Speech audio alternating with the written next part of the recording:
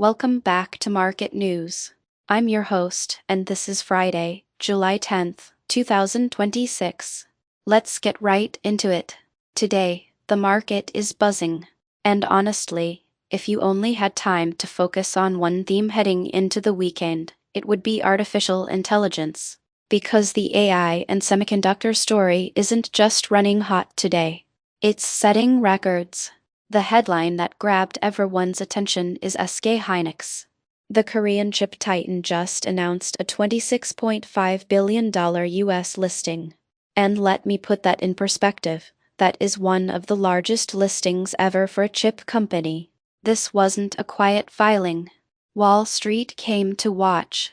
And on the broader picture, the Dow closed at 52,900, up 1.14%. While the Nasdaq Composite was down 0.8% at 25,832, and the NDX slipped 1.61% to 29,329.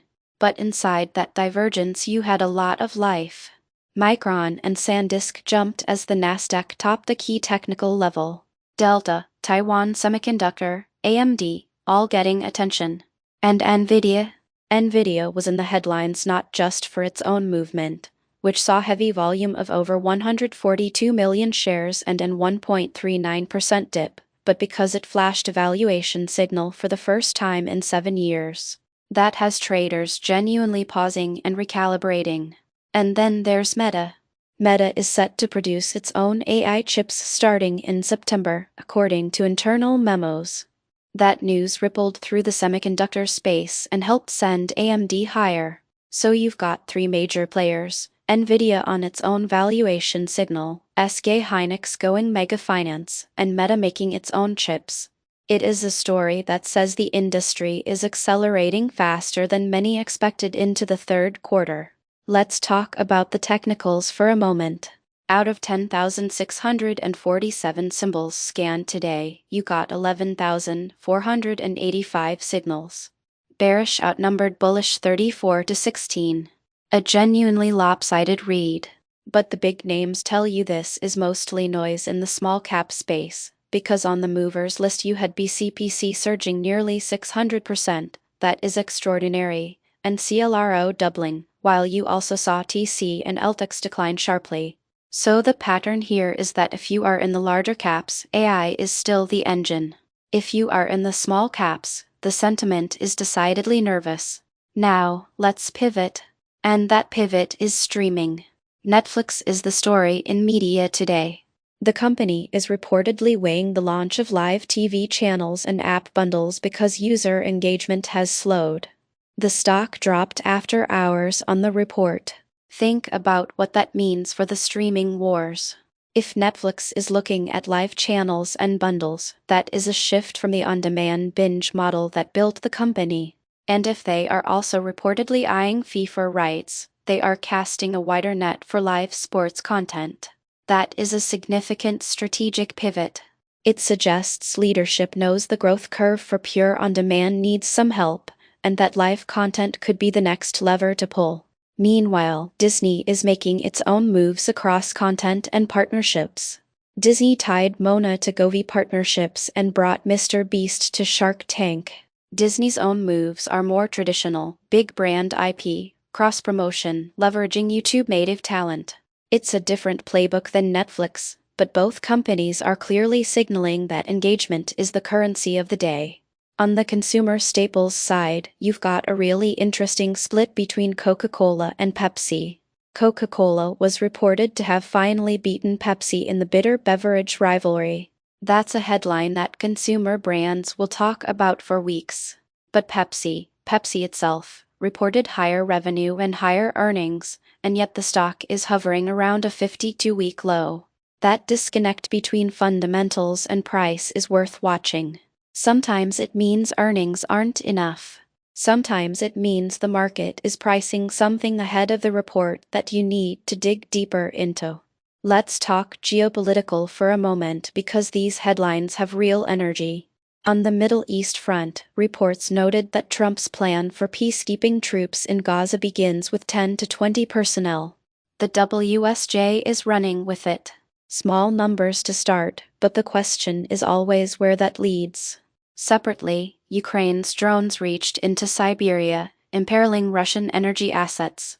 That is a direct hit at an economy that has already felt a lot of pressure. If Russian energy infrastructure is being touched at that scale, it is a signal that the conflict is expanding in ways that go beyond the traditional battlefield and into energy and long-range strikes. Both of those stories, the Gaza presence and the Siberian drone incursion, have implications for energy markets, defense stocks, and the broader geopolitical risk premium that traders build into their models. Over in corporate news, the Federal Reserve named VC Mark Andreessen and former Walmart CEO Doug McMillon to Warsh's task forces. That's not something everyday headline. Having a prominent VC and a retail giant CEO on a Fed task force tells you the administration is thinking broadly about how capital markets, tech investment, and consumer behavior intersect. Microsoft offered generous packages to laid-off employees. In an industry where we have seen a lot of restructuring lately, that detail stands out. It shows how even as companies reshape their workforce, there is still a focus on managing the human side of transitions, especially at the top end. Russell Investments changed hands as asset manager M&A accelerated. This is a longer-term theme. We've heard consolidation in asset management for years, but it is picking up pace. If you are in the institutional space, this is a signal that scale is everything. The bigger the firm, the more defensible it becomes against fee compression and regulatory complexity. Amazon launched Leo Broadband as Alexa ads, and AWS AI continue to grow. Amazon is layering on a lot of business lines now. You've got AWS, Alexa, advertising, and now broadband through Leo. It is a play for deeper household penetration, which is exactly the strategy you would expect from a company with Amazon's capital.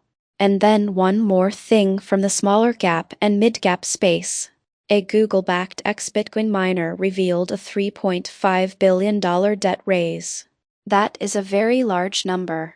Tickers involved include Wolf, BTC, and of course Google. The crypto mining pipeline has been volatile for years.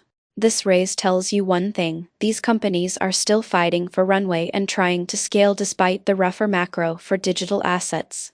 On the technical signal side, remember that the bearish readout for the market today was 34 to 16. But your top bullish movers tell a different story inside that group. Strong momentum up names included GDC, PAVS, Alit, New, and QNCX. And your worst overbought or overextended names: BFLX, Kello, KTTA, PO, and RNWWW, all flagged potential overextension that could set up a pullback. So if you are sitting on some of the gainers on your own watchlist, take a step back and see whether that 500 or 600% move is sustainable, or if some of those moves have already been priced in. What is your takeaway heading into the weekend? The macro narrative is clear. AI is not slowing down. It is accelerating. From SK Hynix to Nvidia to Meta, the capex story is building. But the market split is real.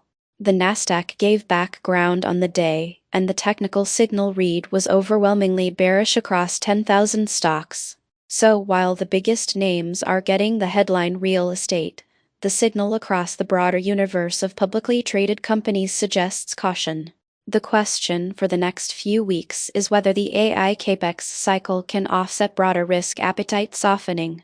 And on the media side, Netflix considering live TV is genuinely exciting if true. If they land FIFA rights and go live, they will compete head-to-head with broadcasters and traditional cable for the first time at that scale. The move could reshape what it means to be a streaming platform. That is your market news summary for Friday, July 10th, 2026. Thank you for listening.